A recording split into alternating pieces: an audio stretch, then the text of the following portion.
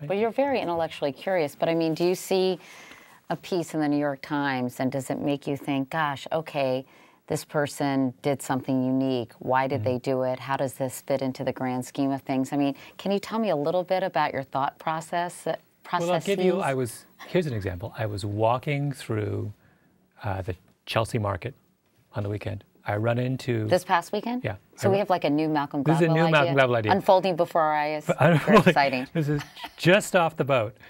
I run into some guy named David, who's the husband of a friend of mine. We're chatting. He's an academic. He says, have you read this book by, you should really read this book by Irving Goffman, who's an old, brilliant sociologist from the 60s. I was like, really? And he gave me the name of the book. Yesterday, I went to the library, and I started reading this book, and I was like, oh my goodness. You went to the library? Yeah, totally. Yeah. Sat in the library, and I started reading the book. And I was like, oh my goodness, this is fascinating. I mean, he was right. I mean, that's a beautiful example of a random encounter with an interesting person who occupies a world different from my own, who knows I'm sort of interested in wacky things and says, you've got to read this. Well, Irving what was Goffman. interesting about the book?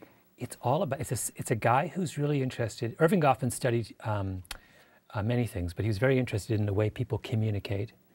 And he wrote this essay, which I'd never read before, in the late 60s, in which he talked about communication entirely using examples from the world of espionage. So he'd read like 50 books on spies, and he pulled out all the coolest parts, and it sort of explained why it's so hard to understand, why it's so hard to be a spy. Basically, is what this thing's about. It's brilliant. Now, I have no idea how I'm going to use that stuff, but I know I'm going to use it one day. Really? So I will so. In fact, I spent the rest of the weekend thinking about, now, how am I going to use that? And it may take me months to figure it out, but I will, because it's just so cool.